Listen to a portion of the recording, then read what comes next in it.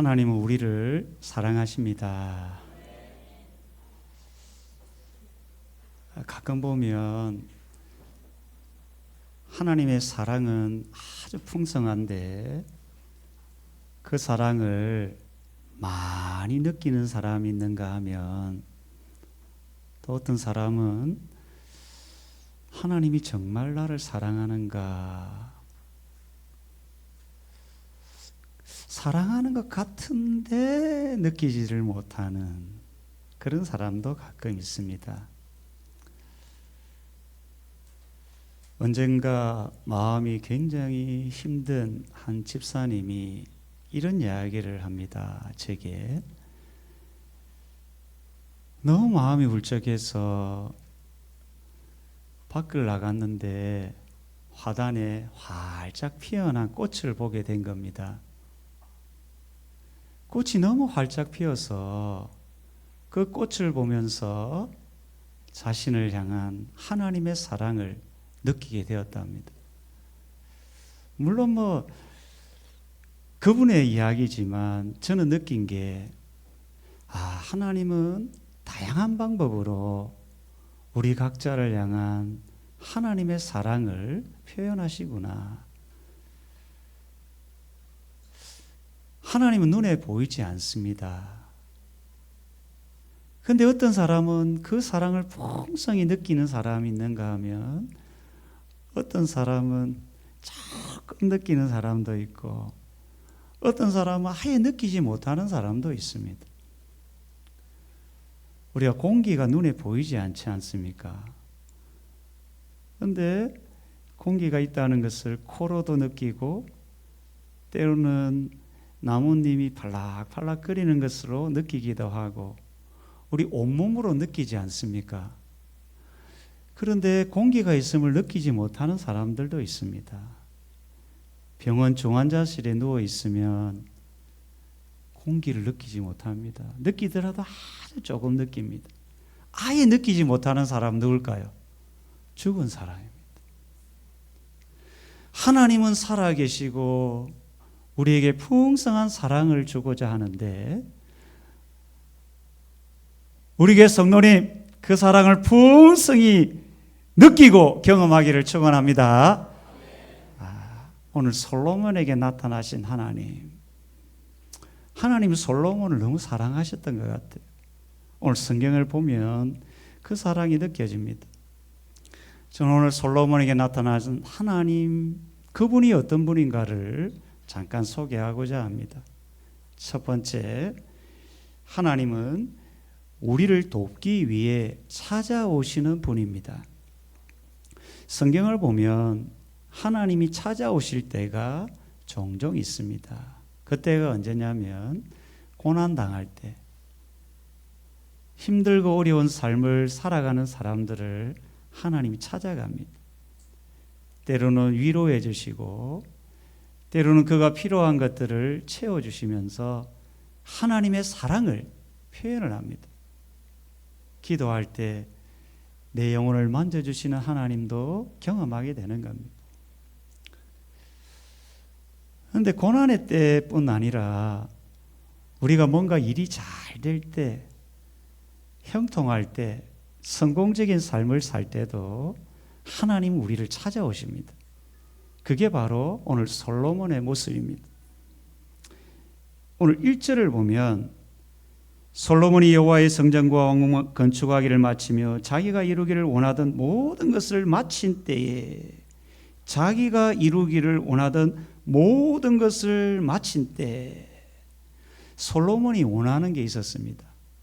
자기 일생 동안 바라던 게 있었다면 성전을 건축하고 왕궁을 건축하는 겁니다. 이걸 위해서 20년이라는 시간을 보냅니다. 20년 동안 솔로몬은 자기가 원하는 성전을 건축하고 왕궁을 건축합니다. 이때 자기가 원하는 모든 것을 이루었을 때, 사람들에게 칭찬 듣고 박수를 들을 만한 그때에 하나님이 솔로몬에게 나타나신 겁니다. 2절을 보면 이렇게 이야기합니다. 여호와께서 전에 기브온에서 나타나신 같이 다시 솔로몬에게 나타나사. 열왕기서에 보면 하나님이 3번을 솔로몬에게 나타납니다. 그 첫 번째가 기브온에서 하나님이 나타납니다. 솔로몬이 기브온에서 뭐 했습니까? 1000번제를 하나님께 드립니다. 솔로몬은 하나님을 진심으로 사랑했습니다. 나를 사랑하는 자들이 나의 사랑을 받을 것이며, 그는 하나님을 너무 사랑해서 하나님께 전 정성을 다해 1000번제를 드렸을 때 하나님이 그 마음 받으시고 나타나셔서 그가 구한 지혜뿐 아니라 부와 영광과 권세를 주셨습니다. 또 열왕기상 6장에 보면 성전을 지을 시작할 때 하나님 나타나시고, 이제 마지막 3번째 오늘 본문에서 하나님이 솔로몬에게 나타납니다. 이때가 언제입니까? 솔로몬이 모든 마음에 원하는 것을 다 이루었을 때, 승승장구할 때, 자기 인생이 형통할 때, 국제적으로 보면 자기의 지혜가 명성을 얻을 때, 국가적으로 보면 부와 영광이 치솟을 때, 그때 하나님이 솔로몬에게 나타나셨다라는 겁니다. 저는 이런 생각이 듭니다. 왜 나타났을까? 아무 의미 없이 나타났을까? 여러분 어떻게 생각합니까? 하나님이 기브온 때 나타났을 때는 하나님이 솔로몬에게 복을 주시기 위해 나타났습니다. 열왕기상 3장에 보면 실제적으로 하나님이 솔로몬에게 지혜뿐 아니라 부와 영광, 권세를 주셨습니다. 오늘 본문에는 과연 하나님이 솔로몬에게 왜 나타나셨을까? 의문이 드는 겁니다.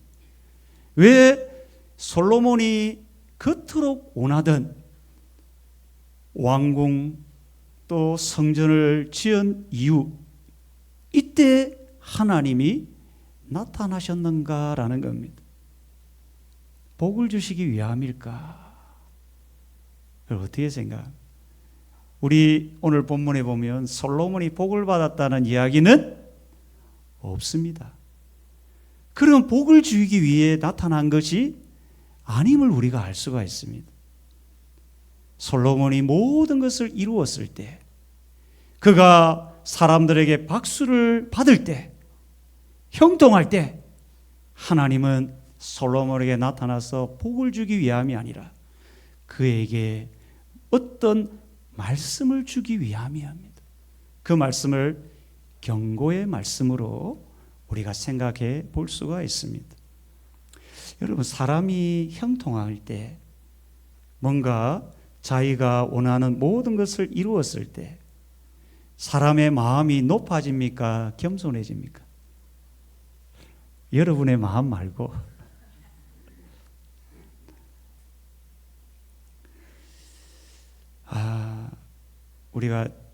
우리 대학 수험생들 보면 대학 시험 치기 전과 후가 같아요, 달라요? 다른 경우를 참 많이 봅니다. 수험생 중에 자기가 원하는 대학에 탁 합격하고 나서 마음이 굉장히 높아지는 아이들을 종종 봅니다.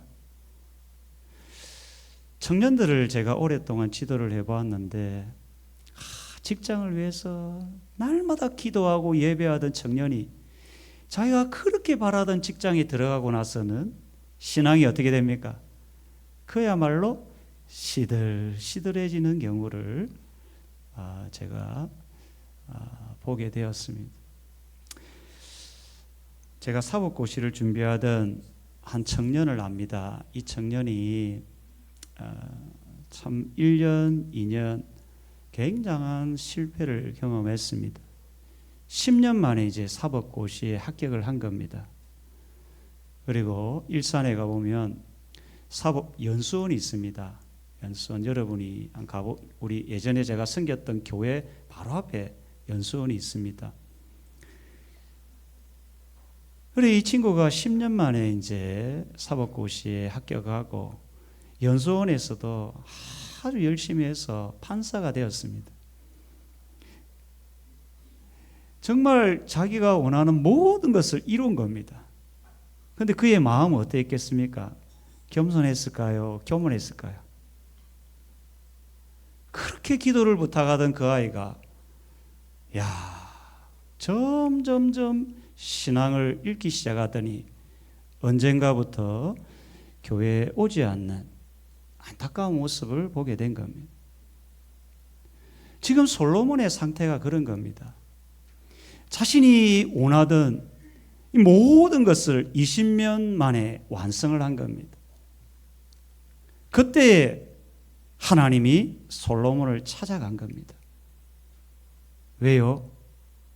그에게 말씀을 주기 위함입니다.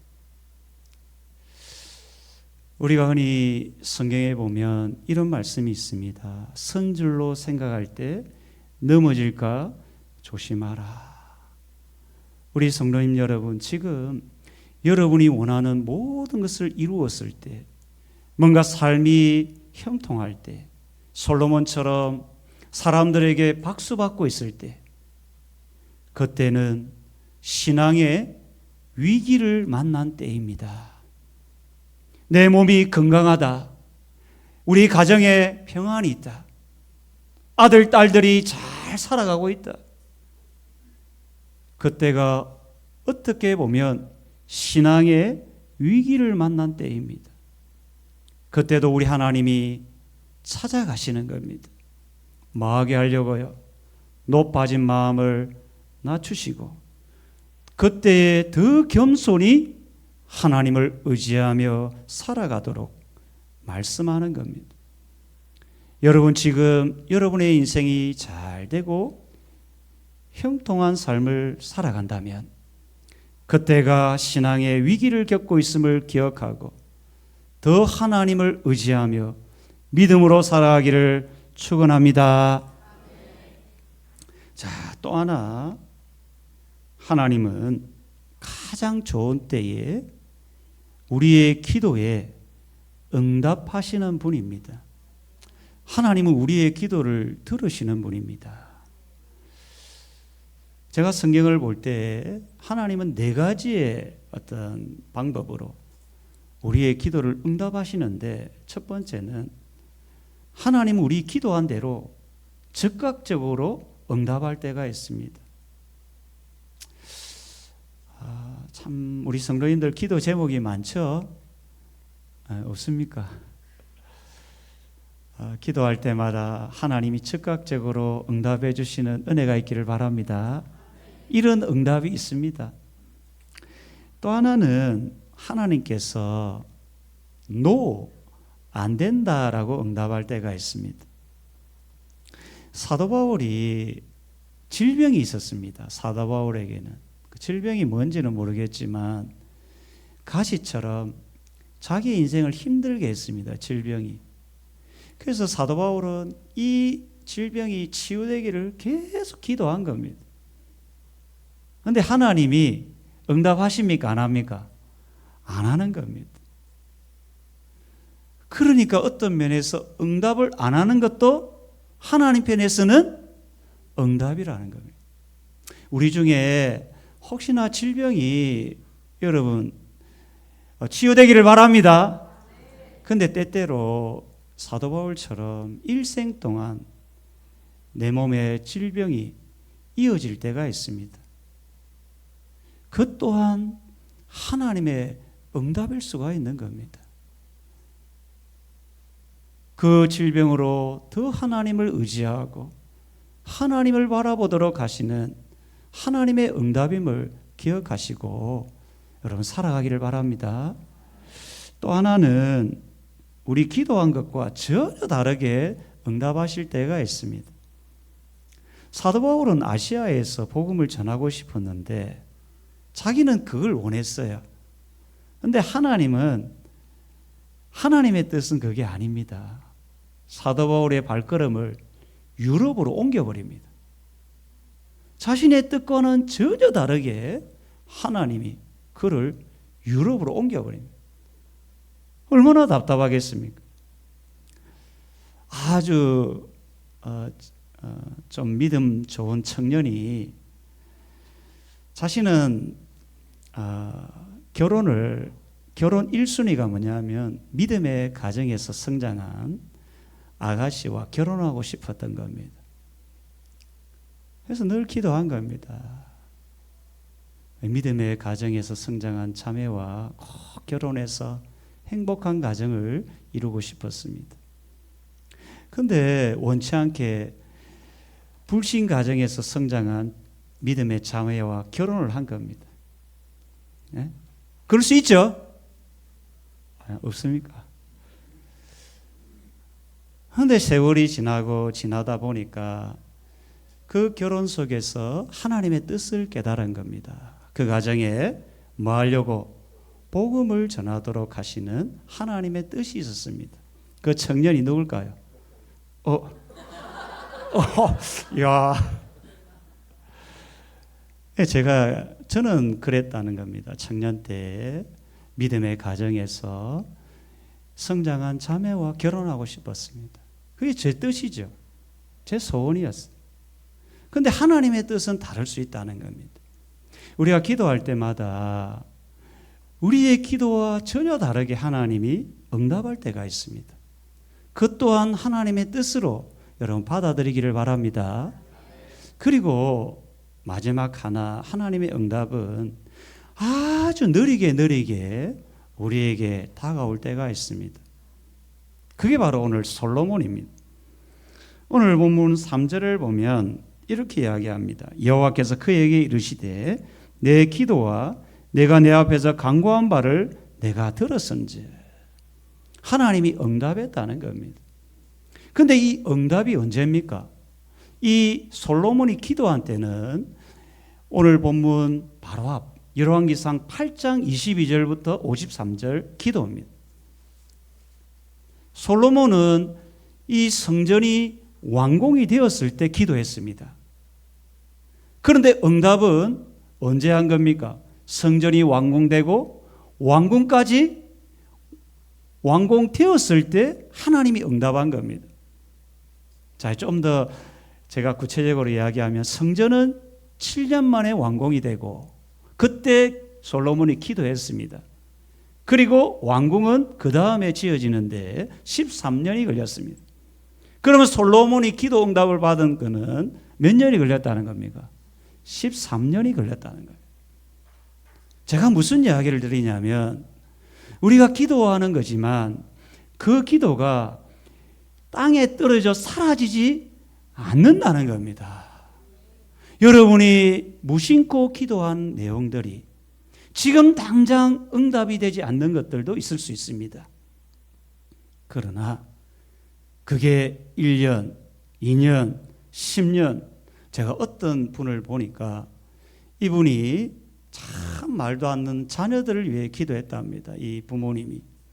근데 언제 응답이 되냐니까 부모님이 돌아가신 이후에 이 자녀들이 주께로 돌아오더라는 겁니다.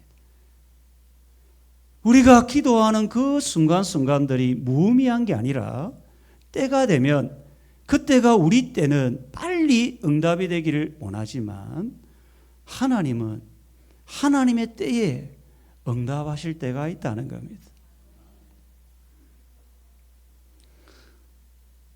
구약 성경에 보면 아브라함이라는 사람이 있습니다. 하나님은 아브라함이 75세 때 아들을 준다고 약속을 하셨습니다. 그런데 그 약속은 1년, 2년, 10년 만에 이루어지지 않습니다. 25년 만에 하나님이 그 약속을 이루는 겁니다. 야, 하나님의 응답은 25년이 걸린 겁니다. 목사님, 저는 기다리기 싫어요. 제가 얼마 전에 극동방송 칼럼에 기다림은 하나님의 법칙입니다. 우리 대구 극동방송의 칼럼으로 실은 적이 있습니다. 기다림은 하나님의 법칙입니다. 우리가 농사를 짓는 사람은 잘 아시지 않습니까? 씨앗을 뿌리면 기다려야 열매를 맺습니다. 기도도 하나의 씨앗과 같아서 기도의 씨앗을 뿌리면 때가 되면 반드시 응답되리라 믿으시길 바랍니다. 그것이 우리의 신앙이라는 겁니다. 바라옵기는 지금 기도의 응답이 늦더라도 너무 낙심하지 마십시오. 너무 슬피 울지 마십시오. 자녀 문제, 가정 문제, 내 인생의 문제가 늦어지더라도 인내하시고 하나님 바라보면서 하나님의 때에 응답하심을 믿고 살아가기를 축원합니다. 우리 마지막 하나는 하나님은 보이는 성전보다 보이지 않는 성전에 관심을 갖는 분입니다 라는 겁니다. 다르게 표현하면 하나님은 보이는 성전보다 보이지 않는 성전을 건축하기를 원하시는 분이라는 겁니다. 솔로몬은 지금 보이는 성전을 건축했습니다. 7년간 아주 아름다운 돌과 금으로 성전을 지었습니다. 그렇지 않습니까? 온 힘을 다해 정성을 다해 성전을 지었습니다. 그런데 사람들은 박수를 치고 환호를 했지만 하나님의 반응은 어땠을까요? 오늘 본문을 보면 하나님이 솔로몬에게 야, 너 7년 동안 수고 많이 했다. 이토록 아름다운 성전을 지었구나. 박수 친 내용이 있습니까? 없습니까? 없습니다. 이것은 우리에게 주시는 아주 중요한 교훈입니다. 하나님은 이 솔로몬이 지은 성전, 보이는 성전이 아니라 정말로 이 백성들 솔로몬이 짓기를 바라는 보이지 않는 성전이 있었다는 겁니다.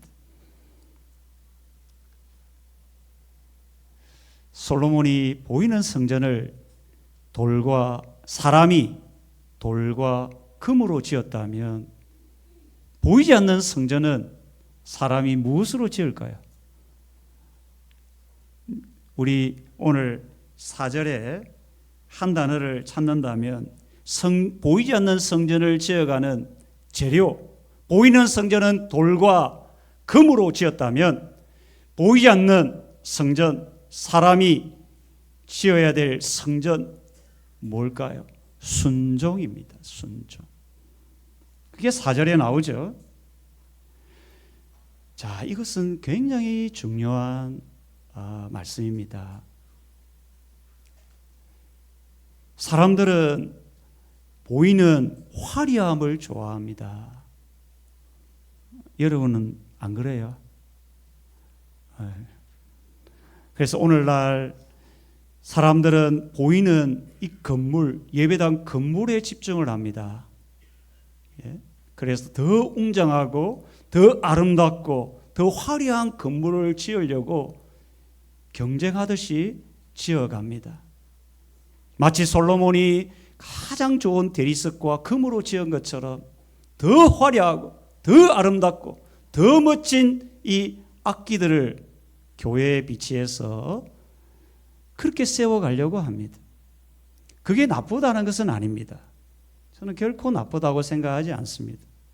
그런데 정말 하나님이 지어가기를 원하는 보이지 않는 성전, 하나님의 관심을 갖고 있는 성전, 그 성전은 따로 있다는 겁니다. 그것은 사람이 하나님의 말씀에 순종함으로 지어가는 성전이라는 것.